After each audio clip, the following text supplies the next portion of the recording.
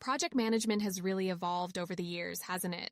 The shift Absolutely. towards agile methodologies is just fascinating. It really is. I mean, the way Agile emphasizes minimizing waste is a game changer. Yeah, Things like extra features we don't need or just waiting around.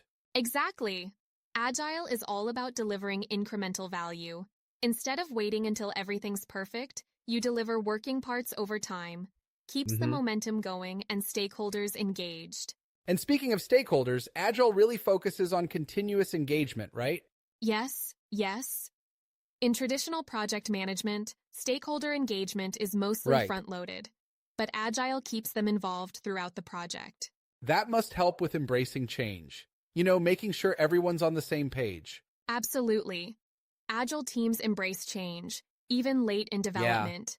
It allows for more flexibility and better alignment with customer needs. But how do they manage planning with all that change? Doesn't it get chaotic? Well, they use techniques like coarse-grained requirements. Keep things high level at first and refine them over I time. see. It delays decisions to the last responsible moment.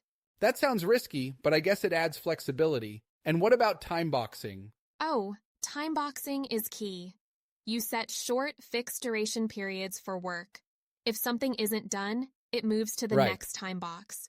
It helps manage scope and stay on schedule.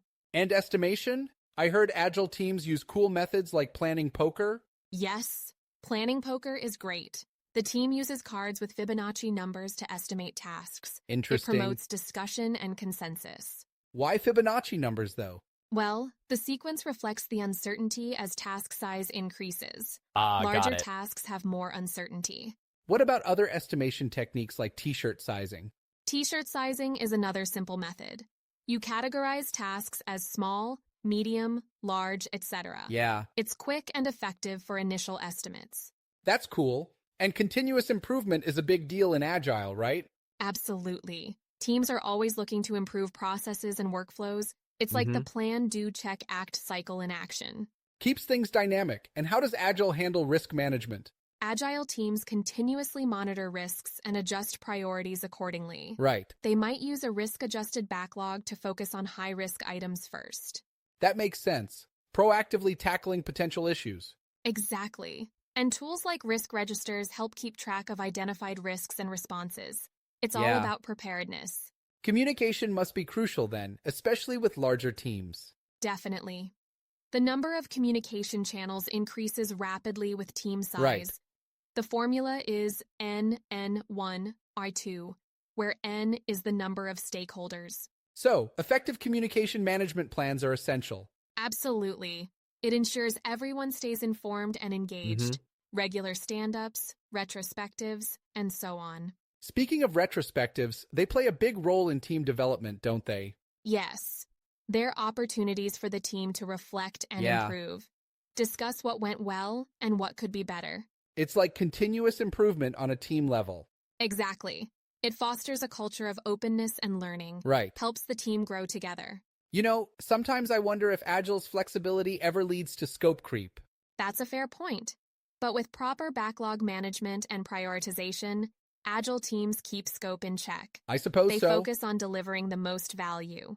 And change requests? How are they handled in Agile? Agile embraces change, but significant changes still go through a formal process. Okay, It ensures that changes are evaluated and documented. so it's not just a free-for-all. There's still structure.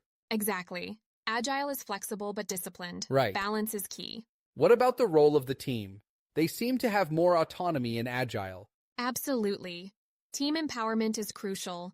They own their estimates and manage their work. Yeah. It leads to better engagement and solutions. And team motivation must be higher when they're more involved. Definitely. When team members feel valued, their motivation and productivity increase. It fosters a positive work environment. But do you think every project should adopt Agile methodologies? Well, not necessarily.